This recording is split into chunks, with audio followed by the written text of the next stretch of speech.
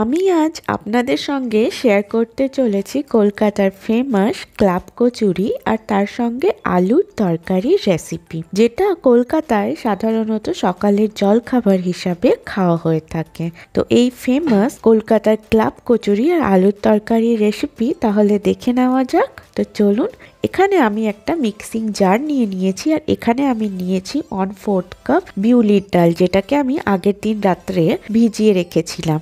এরপর আমি এখানে দেব 2 ইঞ্চ আদা আর দেব 3টে কাঁচা লঙ্কা আর দেব এখানে 1 টিস্পুন হিং।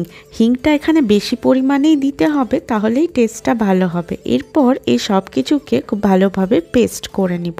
এই যে দেখুন, আমি এখানে পেস্ট করে নিয়েছি আর পেস্টটা ঠিক এরকমই স্মুথ হতে হবে। তো এই পেস্টটাকে এবার আমি একটা বাটিতে সাইডে ঢেলে নেব। এরপর এটাকে সাইডে রেখে দেব। আর এখানে আমি নিয়ে নিয়েছি 2 কাপ ময়দা, যেটাকে আমি ভালো করে চেলে নিয়েছি। এরপর এই 2 কাপ ময়দার সঙ্গে আমি এখানে মিক্সড করে নেব 1/4 কাপ সুজি। সুজিটা দেওয়া হয়ে গেলে এরপর আমি এখানে দেব সামান্য পরিমাণ লবণ আর চিনি। 1/2 টিস্পুন লবণ দিয়েছি আর 1/2 টিস্পুন চিনি। এরপর এই সব কিছুকে হাতের সাহায্যে খুব ভালোভাবে মিক্সড করে নেব। এরপর এটা যখন মিক্সড করা হয়ে যাবে, তো আমি যে ডালটা প্রথমে বেটে রেখেছিলাম সেই ডালটা দিয়ে এই ময়দাটা মেখে নেব। এখানে ময়দাটা একটু শক্ত করে মাখতে হবে, পুরির থেকে শক্ত হবে ময়দাটা। তাহলে এখানে আমি ময়দাটা মেখে নেব। আর যদি জলের দরকার হয় তাহলে সামান্য পরিমাণ জল দিয়ে দেবেন, তবে খেয়াল রাখবেন যেন খুব বেশি জল না হয়, শক্ত করে ময়দাটা ঠেসে ঠেসে মেখে নিতে হবে। এখানে দেখুন আমার ময়দাটা মাখা হয়ে গেছে। 6 থেকে 7 মিনিট ধরে আমি ময়দাটাকে মেখে নিয়েছি। এরপর ময়দাটা যখন মাখা হয়ে যাবে, তো এর ওপর আমি দিয়ে দেব সামান্য পরিমাণ তেল। আর তেল লাগিয়ে এটাকে পুরো ময়দায় মাখিয়ে নেব। আর তেলটা মাখানো হয়ে গেলে আমি একটা ভিজা কাপড় নিয়ে নেব আর ভিজে কাপড় দিয়ে এই ময়দাটাকে ঢেকে দেব।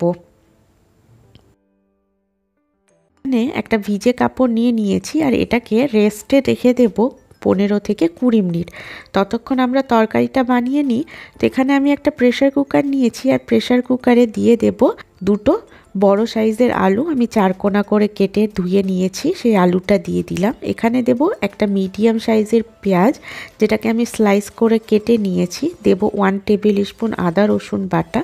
এরপর আমি এখানে দেব স্বাদ অনুযায়ী লবণ আর দেব এখানে 1/2 টিস্পুন হলুদ গুঁড়ো আর 1/2 টিস্পুন লঙ্কার গুঁড়ো।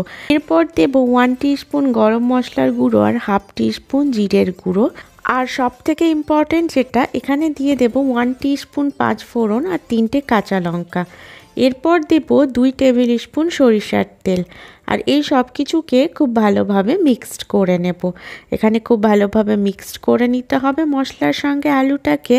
এরপর যখনই সব কিছু খুব ভালোভাবে মিক্সড হয়ে যাবে, এখানে আমি দিয়ে দেব জল। এখানে আমি 750 ml এর মতো জল দিয়েছিলাম। আর এই জলটা দিয়ে খুব ভালোভাবে মিক্সড করে নিয়ে এটা ঢাকনাটা বন্ধ করে দেব। এরপর ঢাকনাটা বন্ধ করে দিয়ে 2টো সিটি লাগিয়ে নেব প্রেসার কুকারে। তো 2টো সিটি লাগিয়ে নিচ্ছি আমি প্রেসার কুকারে। তো এখানে প্রেসার কুকারে 2টো সিটি হয়ে গেছে। আমি এবার এখানে 2 টেবিল স্পুন অয়েল নিয়ে নিয়েছি আর এতে দিয়ে দিলাম 1/2 টিস্পুন জিরে আর দিলাম 1/4 টিস্পুন হিং। এরপর যখনই দেখব এই সব কিছু ক্র্যাক হতে শুরু করেছে, তখন আমি এখানে দিয়ে দেব সেদ্ধ করা আলু। যেই আলুটা আমরা প্রথমে সেদ্ধ করে রেখেছিলাম সেই আলুটা এখানে দিয়ে দেব। এরপর আলুটা দেওয়ার পরে একবার মিক্সড করে নেব। আর এখানে আলুগুলোকে একটু একটু করে ম্যাশ করে দেব। সম্পূর্ণ ম্যাশ করব না, যেন কিছুটা গোটা থাকে আর কিছুটা এখানে ম্যাশ করে নেব।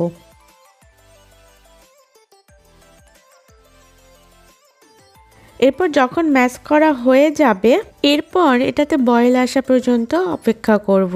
এরপর যখনই এটায় বয়েল চলে আসবে, তখন এতে দিয়ে দেব সামান্য পরিমাণ চিনি আর এখানে দেব কাসুরি মেথি। 1 টিস্পুন আমি কাসুরি মেথি নিয়ে নিয়েছিলাম, যেটাকে হাত দিয়ে ক্র্যাশ করে এখানে দিয়ে দিয়েছি। আচ্ছা, এই মুহূর্তে আপনি লবণটাও টেস্ট করে নেবেন, যদি দরকার হয়ে থাকে তো দিয়ে দেবেন। এরপর আমি এখানে দিয়ে দেব চপ করা ধনেপাতা দেওয়ার পরে এটাকে মিক্সড করে নেব। আর মিক্সড করার পর গ্যাসের ফ্লেমটাকে বন্ধ করে দেব। আমি এই মুহূর্তে বন্ধ করে দেব, কারণ এটা ঠান্ডা হওয়ার পর আরও একটু ঠিক হয়ে যাবে। তো তাই আমি গ্যাসের ফ্লেমটা বন্ধ করে এটাকে এবার সাইডে রেখে দেব। তো দেখুন, আমাদের আলুর তরকারি কিন্তু একদম পারফেক্টলি রেডি হয়ে গেছে। এরপর আমি যে আটাটা মেখে রেখেছিলাম সেখানে চলে আসি। তো আমি আটাটা দেখুন আর একটু নরম হয়ে গেছে। তো এবার এটাকে 2 থেকে 3 মিনিট আর একটু মেখে নেব। এরপর এটা আটাটা মাখা হয়ে গেলে আমি ইকুয়াল সাইজের লেচি কেটে নেব। তো এখানে আমি ইকুয়াল সাইজের লেচি কেটে নিয়েছি দেখুন। এবার আমি এখানে দিয়ে দেব সামান্য পরিমাণ তেল, সারফেসে সামান্য পরিমাণ তেল দিয়ে দিচ্ছি। আর আমি এখানে একটা লেচি নিয়ে নেব আর লেচিগুলোকে এখানে বেলে নেব। তো এই যে কচুরিগুলো হয় ক্লাব কচুরি, সেই সাইজটা খুব একটা বড় হয় না ক্লাব কচুরির। আর ক্লাব কচুরিটা খুব পাতলাও বেলা যায় না। এই যে দেখুন, এরকম ঠিক কিন্তু বেলে নিতে হবে। এরপর আমি কড়াইয়ে তেল নিয়ে নিয়েছি। তেলটা গরম হয়ে গেলে তেলের ফ্লেমটা আমি মিডিয়ামে করে দেব। এরপর আমি এক এক করে কচুরি দিয়ে দিচ্ছি। এখানে আমি 3টে করে কচুরি দিয়েছি। এরপর দেখুন, কচুরিটা দেওয়ার সঙ্গে সঙ্গেই দেখুন কিন্তু ফুলতে শুরু করেছে। তো এরকম করে হালকা হালকা করে প্রেস করব, তাহলেই দেখবেন ফুলে উঠবে। আমার কিন্তু প্রত্যেকটা কচুরি ফুলেছিল। এরপর যখনই দেখব এক সাইড থেকে ফুলে উঠেছে, তখন আমি পাল্টে দেব। ঠিক একই রকমভাবে প্রত্যেকটাকে পাল্টিয়ে দেব। আর পাল্টে দিয়ে অন্য সাইড থেকে কালার আসা পর্যন্ত কিন্তু এটাকে কুক করে নেব। তো উল্টে পাল্টে এইরকম কালার আসা পর্যন্ত, গোল্ডেন কালার আসা পর্যন্ত এটাকে কিন্তু কুক করে নিতে হবে।